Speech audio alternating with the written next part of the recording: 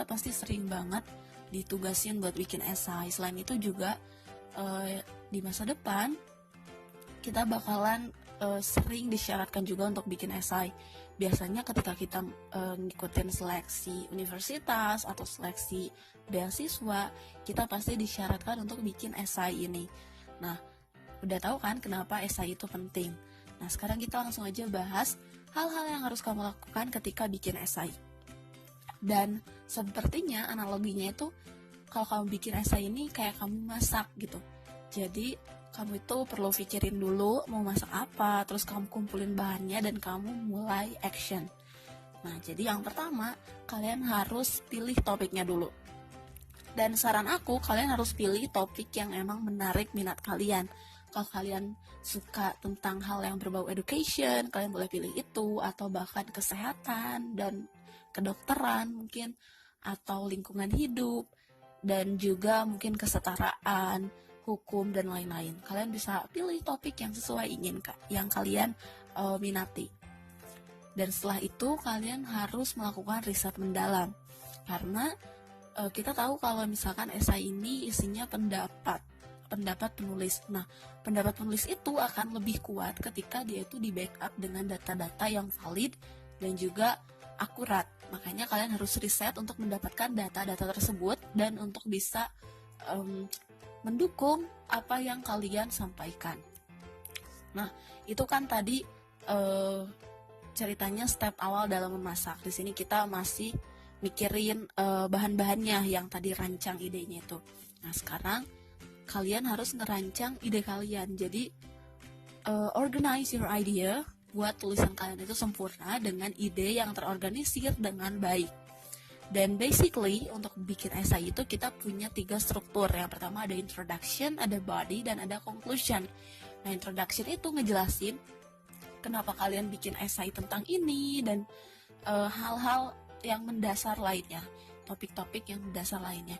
Terus ada juga body. Nah, di body ini kalian bisa menyampaikan pendapat kalian. Yang pertama, biasanya di body itu ada argumen yang pro-nya, apa yang plus dari hal tersebut, dan kalian juga memaparkan apa minusnya dari hal tersebut.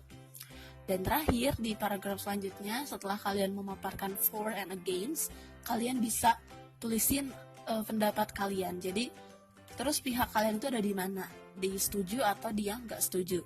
Nah, setelah itu baru kalian tulis conclusion. Nah, di conclusion ini kalian menuliskan apa-apa aja yang udah kalian tulisin di paragraf-paragraf sebelumnya. Jadi kalian rangkum di conclusion ini. Nah, itu cara yang selanjutnya. Dan yang selanjutnya kalian harus memproofread tulisan kalian.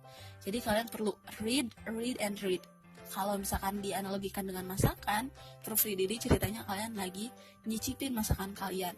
Kalau misalkan ada typo, kalian benerin. Kalau misalkan ada kata-kata yang kurang sesuai, kalian benerin. Nah, makanya proofread itu penting juga. Nah, itu dia beberapa step-step dalam membuat esai. Jadi yang pertama, ini analoginya sama kayak masak. Misalkan kalau kalian, yang pertama itu tentuin dulu mau masak apa. Itu adalah dipilih topik. Selanjutnya kalian kumpulin bahan-bahannya, di riset yang mendalam. Baru setelah itu kalian mulai action dengan merancang ide kalian. Dan yang terakhir, kalian bisa proofread. Proofread ini dengan menggunakan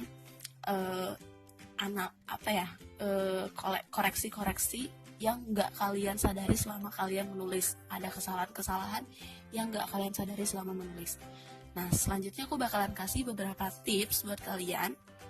Nah, jadi ada beberapa tips yang harus dilakukan, do and don'ts-nya dalam membuat esai. Yang pertama, do-nya itu kalian harus membuat bagian pembuka yang menarik. Ingat, first impression is important. Jadi kalau kalian pengen pembaca kalian itu engage atau bergabung gitu ya sama esai kalian harus pintar-pintar bikin kalimat pembuka atau introduction yang baik dan benar. Nah, hindari bikin introduction seperti esai ini akan menjelaskan tentang bla bla bla bla, atau di dalam esai ini akan dibahas tentang bla bla bla bla. Tapi kamu harus kasih sebuah masalah, jadi provide problem, atau misalkan menjelaskan kenapa sih kamu itu memilih hal tersebut.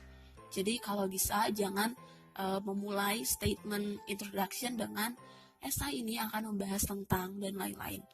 Dan baru setelah itu kalian juga bisa tambahkan kata-kata transisi saat dibutuhkan. Jadi kata-kata transisi ini menunjukkan kalau ini tuh tulisan akademik gitu. Kalau misalkan di bahasa Inggris ini tuh kayak on the other hand, however, therefore. Nah itu bisa kalian gunakan ketika menjembatani satu topik dengan topik lain atau dari satu paragraf ke paragraf lain. Dan yang selanjutnya kalian bisa pakai rujukan yang terpercaya. Ingat kalau misalkan esai ini pendapat kalian, jadi kalau misalkan pendapat ini nggak disupport dengan backup data yang valid dan akurat, ini akan jadi meragukan untuk pembacanya. Dan yang terakhir kalian harus hindari kalimat berulang, karena kalau misalkan itu kalimat berulang itu menunjukkan kalian itu miskin dalam pembendaharaan kosakata. Jadi explore vocabulary-nya dan pakai kata-kata yang berbeda. Jadi jangan sampai kalimat yang ada di paragraf pertama bisa dijumpai di paragraf kedua dan seterusnya. Oke, itu dia yang bisa aku jelasin.